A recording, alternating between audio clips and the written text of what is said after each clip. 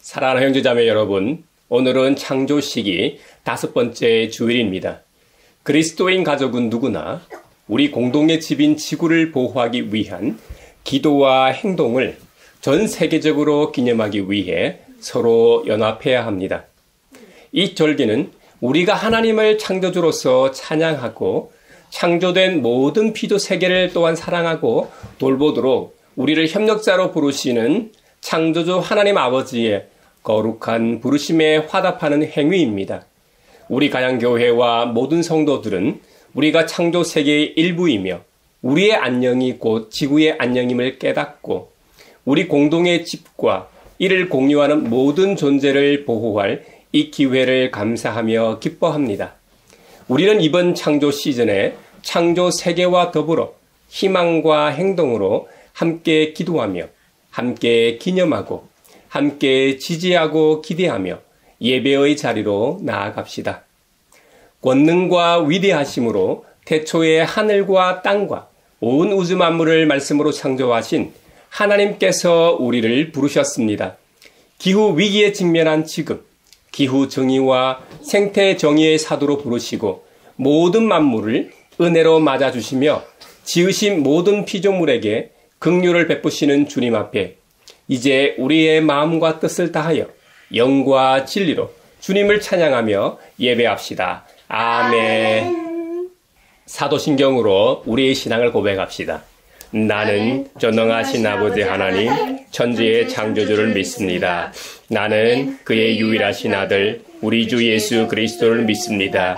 그는 성령으로 잉태되어 동정녀 마리아에게서 나시고 본디오 빌라도에게 고난을 받아 십자가에 못 박혀 죽으시고 장사된 지 사흘 만에 죽은 자 가운데서 다시 살아나셨으며 하늘에 오르시어 전능하신 아버지 하나님 우편에 앉아 계시다가 거기로부터 살아있는 자와 죽은 자를 심판하러 오십니다. 나는 성령을 믿으며 거룩한 공교회와 성도의 교제와 죄를 용서받는 것과 몸의 부활과 영생을 믿습니다. 아멘. 이 천지가 마음을 들어 복 주시리 주여와 전능 성부 성자 성령 찬송하고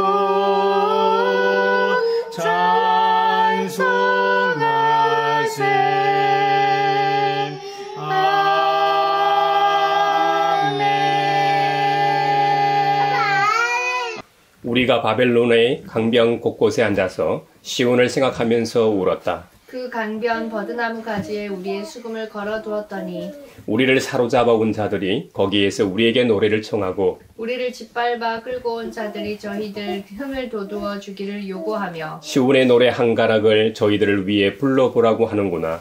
우리가 어찌 이방 땅에서 주님의 노래를 부를 수 있으랴. 예루살렘아 내가 너를 잊는다면 내 오른손아 너는 말라 비틀어져 버려라. 내가 너를 기억하지 않는다면 내가 너 예루살렘을 내가 가장 기뻐하는 것보다 더 기뻐하지 않는다면 내 혀야 너는 내 입천장에 붙어버려라. 주님 예루살렘이 무너지던 그날에 에돔 사람이 하던 말 헐어버려라 헐어버려라 그 기초가 드러나도록 헐어버려라 하던 그 말을 기억하여 주십시오. 멸망할 바빌론 도성아 네가 우리에게 입힌 해를 그대로 너에게 되갚는 사람에게 복이 있을 것이다. 네 어린 아이들을 바위에다가 메어치는 사람에게 복이 있을 것이다. 아멘. 하늘과 바다의 왕 죄와 어둠에 빠져 주를 찾는 백성들 구하시네. 밤의 별 만드신 주 어둠 몰아내니 누가 주의 밝은 빛 전해줄까. 주여 나를 보내소. 주소서. 주의 불은 내가 들었네. 주여 나를 이끌소서. 주의 말씀 내가 전하리. 자비로우신 하나님, 지난 한 주간의 우리의 삶을 성찰하며 회개의 시간을 주시니 감사합니다. 서로 사랑하라고 말씀하셨는데 사랑하지도 화목하지도 세상에 하늘의 평화를 전하지도 못했습니다. 창조 시기를 맞아 하나님의 대리자로서 창조 세계를 잘 돌보고 관리하라는 사명을 잘 감당하지 못해 피조 세계가 신음하게 해서 죄송한 마음뿐입니다. 사랑하는 믿음의 형제자매 여러분, 성령님과 함께 동행하며 날마다 창조 세계와 함께 살아가는 우리가 되기를 바라며 주님 앞에 이제 우리 죄를 고백합시다. 용서하시는 하나님이시며 은혜로우시며 긍휼히 여기시며 더디 노하시며 인자가 풍부하신 하나님, 우리 죄를 용서하시고 모든 불의에서 우리를 깨끗하게 해주시옵소서. 내 마음속을 비추시는 주님, 어둠에서 나를 지켜주소서. 내 마음속을 비추시는 주님, 당신 사랑 안에 쉬리라. 내 마음속을 비추시는 주님, 어둠에서 나를 지켜주소서. 내 마음속을 비추시는 주님, 당신 사랑 안에 쉬리라.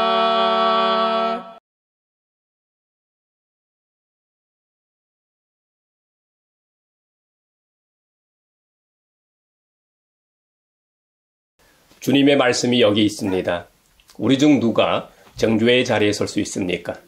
오직 우리를 위해 죽으시고 다시 살아나신 그리스도 우리 주님뿐이십니다. 그 주님께서 나도 너를 정죄하지 아니하노니 가서 다시는 죄를 범하지 말라고 말씀하셨습니다. 그 주님께서 우리의 죄를 용서하셨음을 주님의 이름으로 선언합니다. 아멘. 아멘.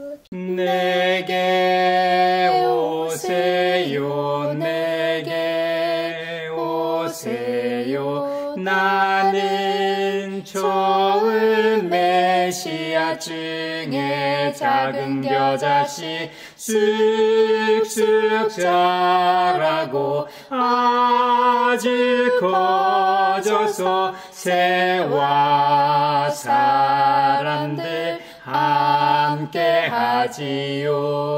하지요. 오늘 우리에게 주신 첫 번째 말씀은 예레미야 애가 3장 19절에서 26절입니다.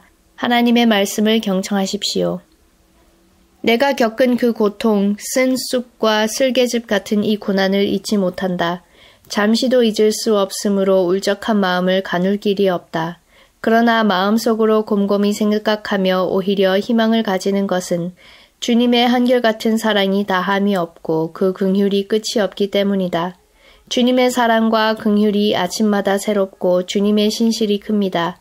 나는 늘 말하였다. 주님은 내가 가진 모든 것, 주님은 나의 희망. 주님께서는 주님을 기다리는 사람이나 주님을 찾는 사람에게 복을 주신다. 주님께서 구원하여 주시기를 참고 기다리는 것이 좋다. 성령이여 우리 성경 읽을 때 그 속에서 빛을 보게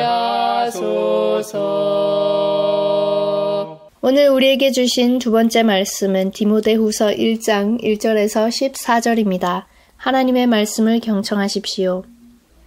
하나님의 뜻으로 그리스도 예수 안에 있는 생명의 약속을 따라 그리스도 예수의 사도가 된 나 바울이 사랑하는 아들 디모데에게 이 편지를 씁니다.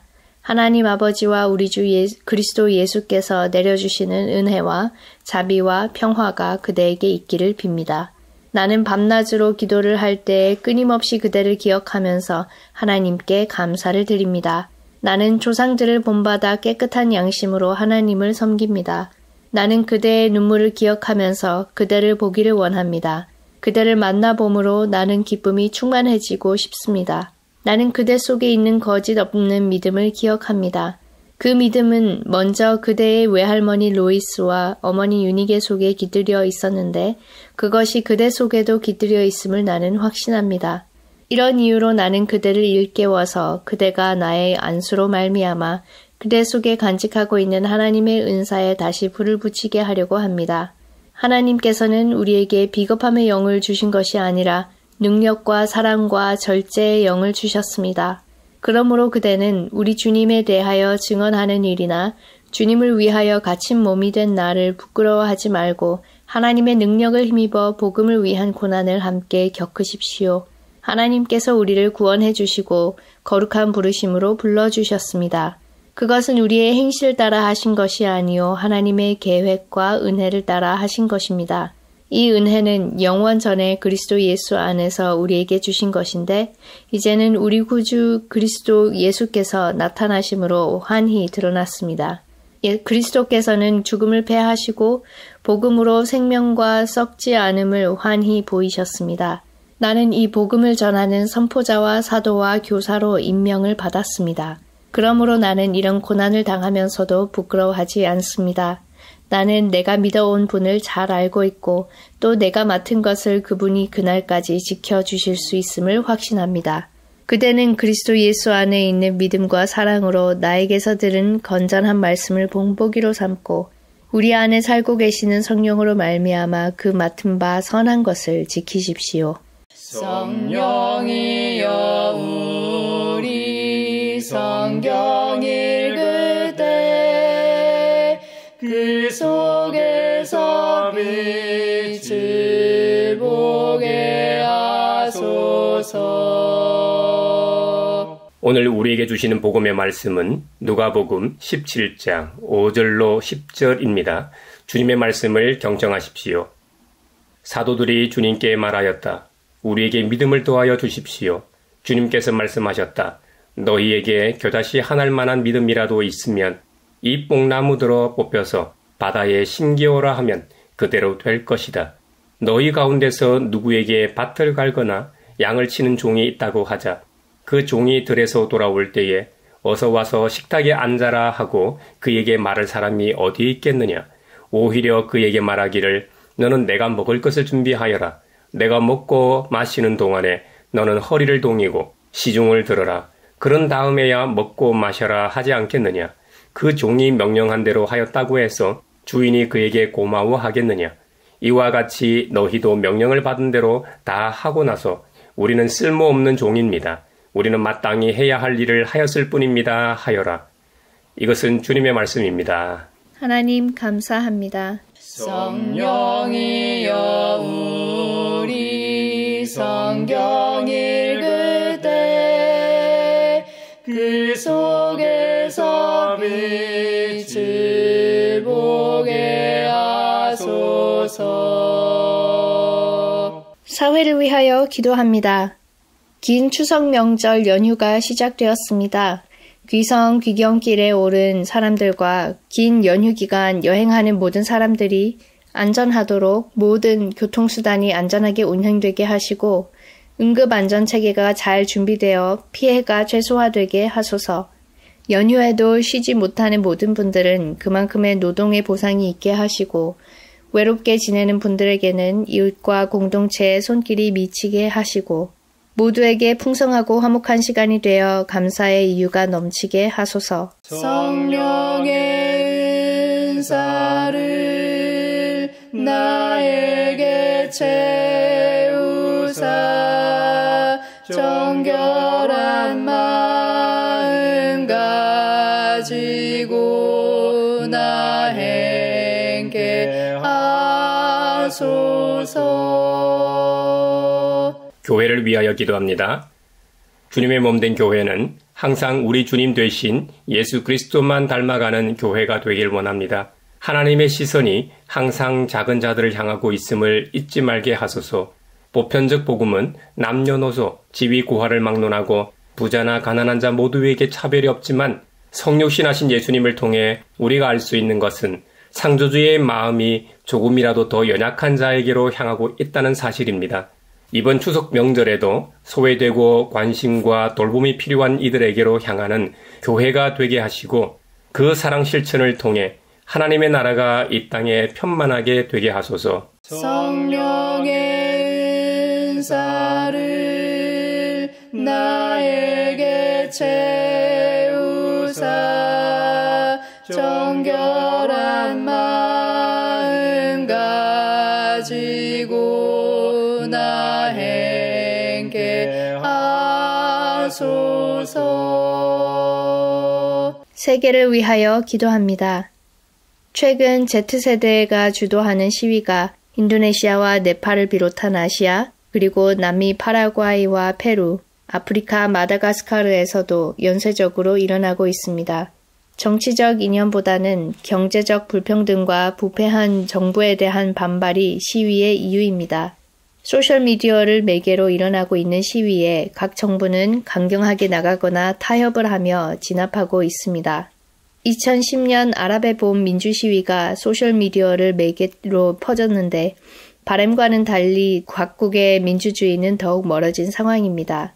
이번에 연쇄 시위는 모든 사람들의 목소리가 반영되는 민주적 과정으로 평등하고 평화로운 민주사회를 이루는 세계사적 사건이 되게 하소서. 성령의 은사를 나에게 채우사 정결한 마음 가지고 나 행케 하소서. 예레미야 애가는 선민 이스라엘이 죄악으로 인해 하나님으로부터 징계를 받고 심판의 도구가 된 바빌로니아 제국을 통해 심판을 받아 고통과 고난을 겪고 있지만 결국에는 다시 일어서리라는 소망을 노래하고 있습니다. 이 희망의 근거는 주님의 한결같은 사랑과 긍휼하심은 끝이 없기 때문입니다. 우리가 예전에 즐겨 불렀던 찬양에 이런 노래가 있습니다. 주의 인자는 끝이 없고 그의 자비는 무궁하며 아침마다 새롭고 늘 새로우니 주의 성실이 큼이라 성실하신 주님이라는 짧은 노래를 참 많이 불렀었죠. 바로 이 찬양의 가사의 출처가 예레미야 애가 3장 22절과 23절 본문입니다. 주님의 한결같은 사랑이 다함이 없고 그 긍휼이 끝이 없기 때문이다. 주님의 사랑과 긍휼이 아침마다 새롭고 주님의 신실이 큽니다. 할렐루야. 개역 개정판이나 이 찬양이 한국에 소개될 때 사용했던 개역 한글판에는 조금 다른 단어로 번역하긴 했지만 내용은 다 같습니다. 새번역 성경의 한결같은 사랑 대신에 인자와 긍휼, 자비와 긍휼로 번역했고 긍휼은 주의 성실로 번역했죠. 내용과 의미가 같죠. 원곡 작곡가인 에디 에스피노자는 미국의 기독교 음악 작곡가이자 가수였습니다. 에디가 1974년 이 곡을 작곡했는데요. 그녀가 봉사하던 선교단체 예배 음악으로 사용하려고 작곡했다고 해요. 곡의 가사는 조금 전에 살펴봤던 예레미야 애가 3장 22절, 23절의 내용입니다. 1970년대의 영적 부흥 운동 속에서 단순하고 쉽게 따라 부를 수 있는 형태의 워십송으로 큰 인기를 얻었습니다. 정확한 연도는 잘 모르겠습니다만 1980년대 예수 전도단을 통해 한국에 소개되었죠. 예수 전도단은 1980년대 전후에서 미국에서 유행하던 새로운 스타일의 현대 예배 찬양을 적극적으로 한국에 소개하고 번역했는데요. 이 일로 한국교회 찬양과 예배에 지대한 공헌을 한 사실은 부정할 수 없습니다. 찬양 주의 인자는 끝이 없고는 단순한 후렴구, 반복되는 멜로디, 쉬운 가사가 당시 한국 교회의 젊은 세대와 대학생, 이 선교 단체 사이에서 빠르게 확산되었습니다.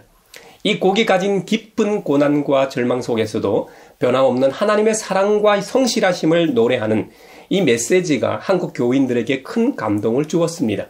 큰 인기를 얻는 이런 음악적 요소들 외에 이 찬양이 왜 시대와 국경을 넘어 큰 위로와 공감을 얻었을까요? 그 역사적 배경을 알면 좀 더 이해할 수 있습니다.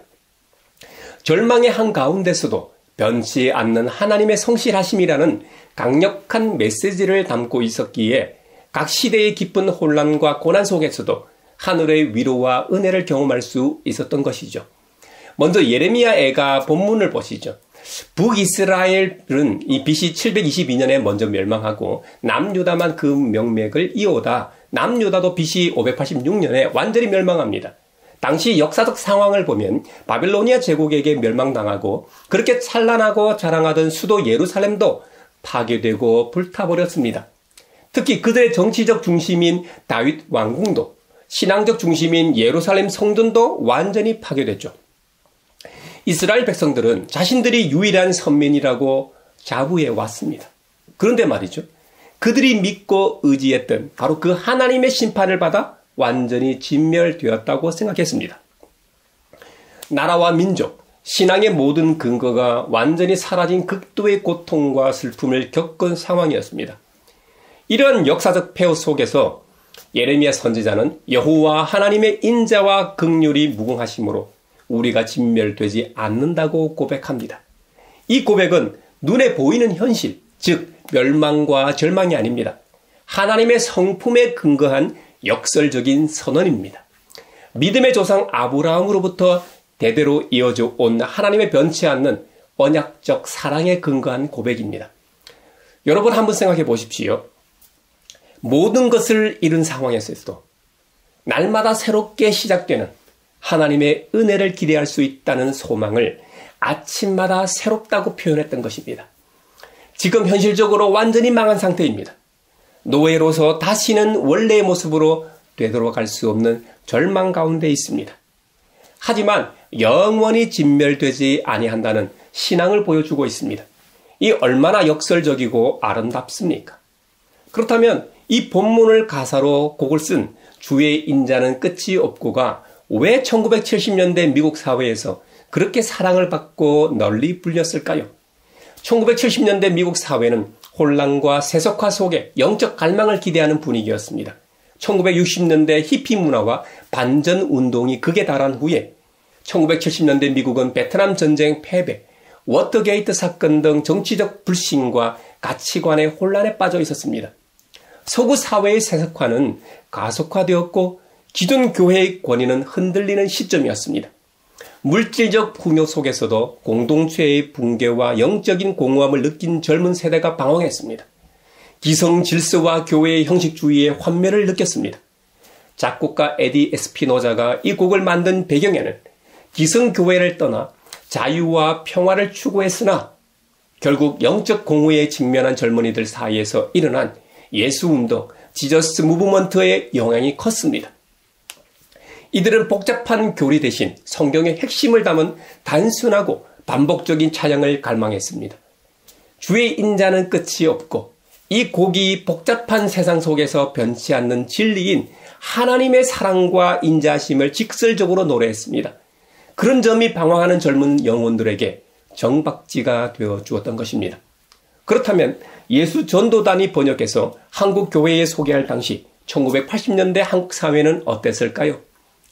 군부 독재와 고도 성장 뒤의 그림자가 우리 사회에 팽배했죠. 1980년대 한국은 박정희로 시작해서 전두환에 이르기까지 군부 독재라는 억압적인 정치 현실과 그에 맞선 민주화 운동으로 사회적 이 갈등이 극에 달한 시점이었습니다. 1987년에 있었던 서울대 학생이었던 박종철 고문치사 사건, 그리고 당시 연세대 2학년이었던 이한열 최루탄 피격 사건도 있었죠. 이 사건들은 6월 민주항쟁의 기폭제가 되었고 우리 사회 전체로 민주화 운동이 퍼지는 도화선이 되었습니다. 한편으로는 고도 경제 성장이 이루어지고 있었으나 이로 인한 빈부격차와 물질 만능주의의 그림자가 드리우기 시작한 시점이기도 했습니다. 개인과 사회 모두 내일이 예측 불가능한 불안감에 휩싸였습니다. 정치적 억압 속에서 희망을 잃지 않을 힘이 필요했습니다. 급격한 변화 속에서 정서적인 위로를 갈망했습니다. 그런 가운데 대학생 신앙운동 단체 중 하나였던 예수 전도단에서 이 찬양을 소개했습니다. 1980년대는 한국 교회의 양적 성장이 절정에 달할 때였습니다. 그런 가운데 성도들은 현실의 고통을 영적으로 극복할 힘을 찾고 있었죠. 주의 인자는 끝이 없습니다. 아침마다 새롭습니다. 라는 이 가사를 통해 정치적 암흑기와 경제적 불안감이라는 공포가 이런 암울한 현실 속에서 매일 새 힘과 소망을 주시는 하나님을 붙잡게 했습니다. 단순하고 반복적인 멜로디는 억눌린 감정을 쉽게 터뜨리며 하나님께 집중할 수 있도록 돕는 치유적인 역할을 했습니다. 어찌 보면 예레미야 애가 본문의 역사적 배경이 된 남유다가 멸망하던 BC 586년 국가와 민족의 완전한 멸망이라는 현실, 그리고 1970년대 전쟁 후유증, 정치적 불신, 세속화와 영적 공허함이 사회 전반에 팽배했던 미국 사회, 그리고 1980년 군부 독재와 정치적 억압, 급격한 가치관의 혼란 속에 내일 일을 몰랐던 한국 사회의 성격은 다를지 모르지만 어떤 상황 속에서도 말씀인 배경이 된 찬양의 위력이 얼마나 대단한가를 실감하는 대목입니다. 찬양이 얼마나 큰 힘을 가지고 있는지 확인하게 됩니다. 완전히 패망한 나라 백성으로서 진멸되지 않는다고 선언하는 믿음의 고백, 영적 갈망을 해소하는 경배의 노래로서의 미국에 유행했던 상황, 그리고 내일을 살아갈 힘을 얻는 위로와 소망을 주었던 한국의 상황에서도 확인했던 것처럼 오직 창조주 하나님에 대한 믿음만이, 그 믿음만이 우리를 살립니다. 우리의 현실이 아무리 절망적이라고 해도 결국 극복하고 매일 새롭게 일어설 힘을 공급해 주시는 주님을 신뢰해야 합니다. 사도 바울은 디모데에게 고난 속에서의 인내와 충성을 말합니다. 사도 바울은 자신도 복음의 일꾼으로서 고난받아 왔음을 밝히고 있습니다. 그것도 한두 번이 아닙니다. 디모데 후서에서만 1장, 2장, 3장에서 각 장마다 언급하고 있습니다. 단순히 복음 전한다고 해서 전도 못하게 방해를 받은 정도가 아닙니다. 사람들의 모함과 신고로 옥에 갇히기까지 했습니다. 죄수처럼 옥에 갇혀 쇠사슬에 매여 있기도 했습니다. 수없이 맞기도 했습니다. 사도 바울이 복음 전도 여행을 할 때는 지금으로부터 2000년 전 고대 사회였습니다. 한 사람이 다른 나라에 가서 억울하게 갇히게 되면 지금처럼 언론을 통해 보도되거나 외교부를 통해 그 사람을 가둔 나라에 외교적으로 문제를 풀 수 있던 시대가 아닙니다. 그냥 거기서 죽임을 당한다 해도 아무도 모를 때였습니다. 사도 바울의 선교 여행이 당시 이스라엘이라는 나라 입장에서 중요한 일이나 그런 인물도 아니었습니다. 그러니 사도 바울 한 사람 정도 죽인다고 해서 외교적으로 정치적으로 문제되는 것도 아니었습니다. 물론 사도 바울의 국적이 로마인이었기 때문에 그게 바울이라는 사람을 함부로 할 수 없는 유일한 증명서였죠. 사도 바울은 왜 이런 고난과 고통을 인내하며 견디고 감수했을까요? 그가 밝히는 것처럼 그는 복음 전도자로 부르심을 받았기 때문입니다. 바울은 디모데후서 2장에서 나는 이 복음을 전하는 선포자와 사도와 교사로 임명을 받았다고 고백하고 있습니다. 그래서 자신의 고난과 고통, 감옥에 갇히는 일들은 다 주님을 위한 일이고 주님을 위하여 갇힌 것이기 때문에 부끄러워하지 않는다고 했습니다. 오히려 하나님의 이 능력을 힘입어 복음을 위하여 고난을 겪는 것이기 때문에 영적으로 낳은 아들 디모데 역시 하나님의 능력을 힘입어 복음을 위하여 고난을 함께 겪자고 권면하기까지 합니다. 경건하게 살고자 하는 자는 핍박을 받을 수밖에 없다는 것이죠. 그렇지 않던가요, 여러분? 사도 바울의 권면처럼 오늘을 살아가는 우리도 복음을 위해 힘든 일이 생기거나 우리의 신앙 때문에 불편함을 겪을 경우가 참 견뎌야 한다는 겁니다. 우리 역시 하나님의 능력을 힘입어 복음을 위하여 고난을 달게 받아야 한다는 겁니다. 우리가 신앙생활하면서 당하는 여러 가지 시험이나 환난을 어떻게 이길 수 있을까요? 그건 두말할 것 없이 믿음입니다. 하나님을 힘입는다는 것은 우선 그 하나님의 실존에 대해 인정해야만 가능한 일입니다. 하나님이 설사 그런 힘이나 능력을 가지고 있다고 해도 지금 살아계시지 않는다면 무슨 소용이 있습니까? 그리고 그분이 창조주로서 지금도 여전히 살아서 역사하시는 분이라고 할 때 그분에게 우리의 문제를 해결할 만한 능력이나 권능이 있어야 합니다. 이건 역시 믿음의 문제입니다. 우리가 믿고 의지하는 분이 유일하신 하나님이시라는 것, 그 유일하신 하나님이 현재의 과학으로 관측 가능한 930억 광년 전체를 창조하신 분으로서 우주의 나이인 138억 년보다 그 이전에 계셨고 그 이전부터 지금까지 계시고 앞으로도 영원히 계실 주님으로 인정하고 신뢰하는 그 모든 행위가 바로 믿음입니다. 누가복음 17장에서는 사도들이 예수님께 우리에게 믿음을 더하여 주십시오 하고 요청하는 장면이 나옵니다. 이에 예수님은 너희에게 겨자씨 하늘 만한 믿음이라도 있으면 이 뽕나무 들어 뽑혀서 바다에 심기어라 하면 그대로 될 것이다 라고 말씀하셨습니다. 제자들은 믿음을 달라고 하는데 예수님께서는 겨자씨만한 믿음을 말씀하십니다. 여러분, 사도들은 죄를 자주 범하는 2000년 전 자기들은 이웃을 공부하고 용서하는 일을 불가능한 것으로 여겼습니다. 아주 작은 믿음이라도 참된 믿음이라면 불가능한 일은 없습니다. 믿음의 질적인 문제를 지적하시는 것이죠. 겨자씨는 모래와 같이 비록 작지만 그 안에 생명력이 있어서 나중에 큰 나무로 성장합니다. 여러분, 그런데 흥미로운 점은 예수님께서 모래나 작은 먼지라고 하지 않으시고 겨자씨로 비유하신 점입니다. 모래나 작은 먼지는 생명이 없습니다. 하지만 겨자씨는 비록 모래나 작은 먼지처럼 작은 것이지만 그 안에는 생명력이 있습니다. 땅에 심으면 후에 나무처럼 자랍니다. 비신앙적인 존재도 예수님의 십자가와 부활의 은혜로 말미암아 새 생명이 됩니다. 그리고 겨자씨만한 믿음으로 시작합니다. 주님의 사랑과 은혜를 진정으로 믿는 살아있는 믿음으로 행하면 겨자씨가 자라서 큰 나무를 이루는 것처럼 주님이 명하신 일들을 능히 할 수 있다는 의미입니다. 할렐루야.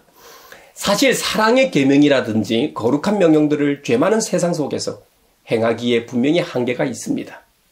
그래서 믿음이 필요한 것입니다. 문제는 믿음 없이 의심하고 나의 이성적인 판단과 정욕과 혈기와 세상의 기준으로 행하기 때문에 주님이 명하신 사랑의 계명도 용서도 화해도 구제도 경건한 생활도 행하기 어려운 것입니다. 우리는 이성으로 사는 존재가 아닙니다. 이성을 버리라는 말이 아닙니다. 경험으로 사는 존재도 아닙니다. 감정으로 사는 존재도 아닙니다. 오직 믿음으로 말미암아 사는 존재가 바로 성도여 그리스도인입니다. 주님의 권능과 언약을 의심 없이 믿는 산 믿음만 있다면 실천하기 어려운 서로 사랑하고 화목하라는 계명도 가능할 수 있습니다. 그 증거가 바로 산돌 손양 목사님 아닙니까? 작은 겨자씨처럼 말씀과 하늘의 은총으로 인해 죄 많은 세상에서 사랑 실천을 하며 살 수 있도록 하나님의 공급하심을 신뢰하고 의지하는 믿음 말입니다. 그와 같이 참된 믿음을 소유하는 자는 지극히 작은 믿음으로도 큰 능력을 행할 수 있음을 말씀하신 것이죠. 사실 예수님께서 사도들에게 요구한 믿음은 예수님의 순환과 죽음을 맛보고도 흔들리지 않는 메시아에 대한 참된 믿음이었습니다. 이런 믿음은 예수님께서 부활 승천하신 후에 오순절 마가의 다락방에 임한 성령 강림 사건으로 말미암아 이루어집니다. 그 이후 초대교회의 기틀이 되어 5대한 6대주에 널리 퍼지게 되었고 지금 우리에게까지 이르게 되었습니다. 또 주님께서는 믿음에 대한 제자들의 질문에 답하신 후에 겸손한 헌신에 대해 하나 더 말씀하셨습니다.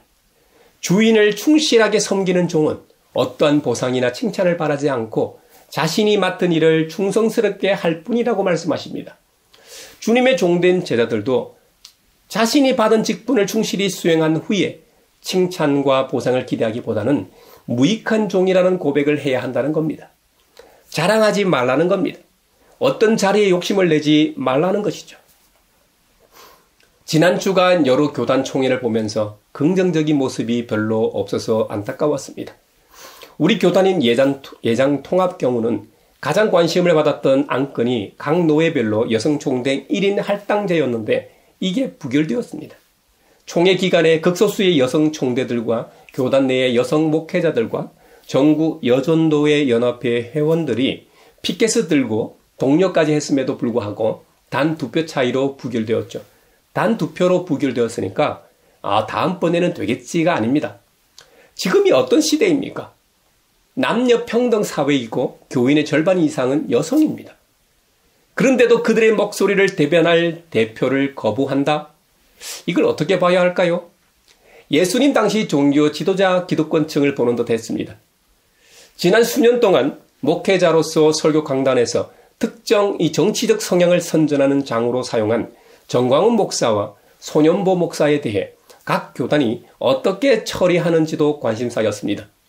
그런데 정광훈 목사에 대해 본 교단에서는 이단 사이비 대책위원회에서 1년간 더 연구하기로 결의했고 예장 합동은 질의 요청을 기각하고 이전 입장이었던 참여 금지만 유지하기로 했습니다. 그리고 손연보 목사가 소속된 예장 고신총회에서는 신학부와 고려신학대학원 교수회에 위임하여 1년간 연구한 후 차기 총회에 보고하기로 결의하는 데 그쳤습니다. 오히려 고신교단은 손연보 목사 구속에 대한 고신총회의 입장문을 내고 시대착오적인 반응을 보였습니다. 불구속 재판의 원칙을 강조하고 범죄 혐의의 사실과 별개로 손연보 목사를 구속 상태에서 재판하는 것은 사법 정의에 부합하지 않는다는 내용이었습니다. 불구속 상태에서 재판하기를 촉구하는 내용과 다른 목사에 대한 선례가 될 것을 우려한 입장문이었습니다. 이러한 한국교회의 치욕적인 모습이야말로 예레미야 애가에 나오는 절망적인 현실입니다.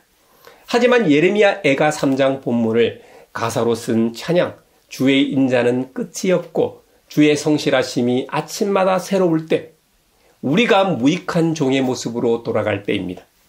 그래야 한국교회의 회복을 약속하신 유일한 희망이 되리라 믿습니다. 요즘 청년 세대가 교회를 떠난다고 말들은 하지만 구체적인 대안이 없습니다. 끝없는 생존 경쟁과 영혼의 빈곤 사이에서 갈등하는 청년들을 생각해 보십시오. 얼마나 안쓰럽습니까? 현재 청년들이 겪는 번아웃은 단순히 과로가 아닙니다.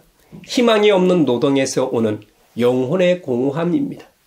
이는 예레미야 애가의 배경인 바벨로니아 포로기와 매우 유사한 절망입니다. 사랑하는 믿음의 형제자매 여러분, 우리가 예레미야 애가의 고통을 이야기할 때 그건 남유다 멸망이라는 역사적 비극일 뿐이라고 치부하기 쉽습니다. 그러나 오늘날 우리 곁에 이 청년들을 보십시오. 그들은 영혼의 포로기를 살고 있습니다. 최근 30대 청년의 인터뷰를 본 적이 있습니다. 그는 새벽에 일어나 출근하고 퇴근 후에는 자기 개발 학원에 등록해 영어나 자격증 공부를 합니다. 주말에는 지친 몸을 이끌고 운동을 하거나 또 다른 생존 스펙을 쌓습니다. 그는 말합니다. 쉴 틈이 없습니다. 조금만 멈추면 뒤처질 것 같았어요. 그런데 정작 이 모든 노력이 무엇을 위한 것인지 모르겠다는 의문이 들 때마다 저는 무너집니다. 여러분, 그 청년은 승진도 했습니다. 연봉도 올랐습니다. 분명 더 나은 삶을 향해 달렸는데 그의 영혼은 텅텅 빈 우물과 같습니다. 이것이 바로 현대판 번아웃의 실체입니다. 소망 없는 경쟁, 끝없는 생존 경쟁 속에서 영혼이 소진되어 버렸습니다. 이 청년은 결국 휴직계를 냈지만 마음속 깊은 곳에는 이 노래의 주님 앞에서 무슨 소용이 있을까라는 질문만 남았습니다. 바로 이때 우리는 예레미야 애가의 노래를 들어야 합니다. 이것을 내가 내 마음에 담아두었더니 그것이 오히려 나의 소망이 되었습니다. 할렐루야. 우리의 노력이 아니라, 우리의 성실하심이 아니라 하나님의 성실하심만이 이 번아웃이 포로 상태에서 우리 영혼을 위로하고 다시 일으켜 세울 수 있습니다. 예수님께서는 무익한 종의 도리를 가르치시며 우리가 하나님 앞에서 어떠한 칭찬이나 보상을 기대할 수 없음을 분명히 하셨습니다. 하지만 오늘날 청년 세대의 번아웃은 보상 기대의 좌절에서 옵니다. 그들은 어릴 때부터 노력한 만큼 얻는다는 신자유주의적인 이 가르침을 신봉해 왔습니다. 그들은 노력에 적금을 부었으니 이제 성공의 이자를 받아야 한다고 생각합니다. 어쩌면 당연합니다. 그런데 현실은 어떻습니까? 아무리 스펙을 쌓고 밤을 새워 일해도 노력 대비 보상이 주어지지 않는 시대입니다. 노력은 배신하지 않는다는 믿음이 산산이 조각난 것이죠. 통계청 자료를 보면 청년들이 가장 불안해하는 것은 취업이나 재정 문제가 아니라 노력의 무의미입니다. 그들은 나는 최선을 다했지만 세상은 나에게 아무것도 돌려주지 않는다는 깊은 좌절감과 함께 번아웃됩니다. 사랑하는 성도 여러분, 예수님은 우리에게 이 세상의 논리와 완전히 다른 복음의 논리를 제시하셨습니다. 우리는 노력의 보상을 기대하며 하나님께 나아가는 것이 아닙니다. 우리는 이미 예수 그리스도 안에서 가장 값진 구원의 상급을 받았기 때문에 이제는 종의 도리로 겸손히 섬기는 것뿐입니다. 우리의 봉사가 무익한 종의 고백으로 바뀔 때 비로소 세상의 번아웃 논리에서 벗어나 하늘의 참된 위로를 발견하게 될 것입니다. 할렐루야.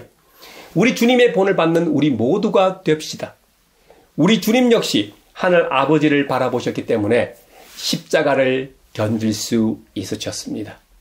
우리도 하나님 아버지만 바라보아야 합니다. 그럴 때 믿음이 흔들리지 않습니다.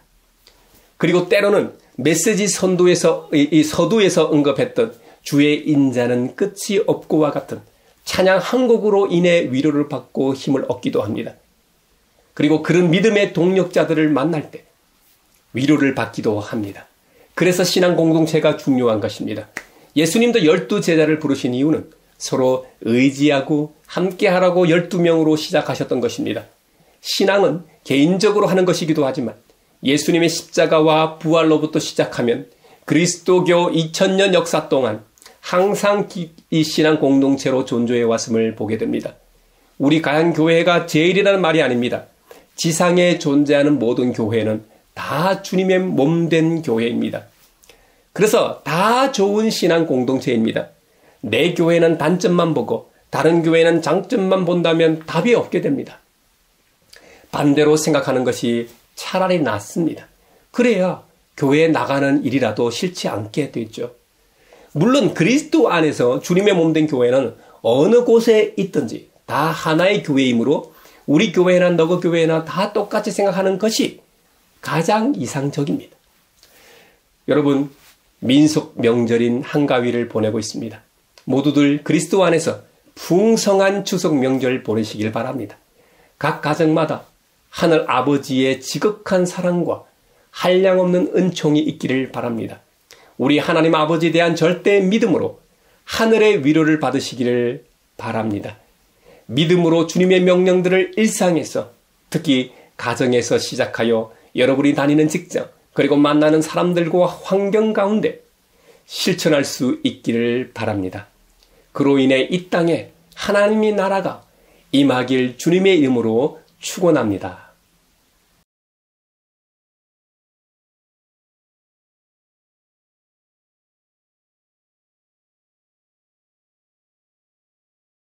내게 있는 모든 것을 주를 위해 드리네. 주의 성령 충만하게 내게 내려주소서. 주께 드리네. 주께 드리네. 사랑하는 구주 앞에 모두 드리네. 아멘.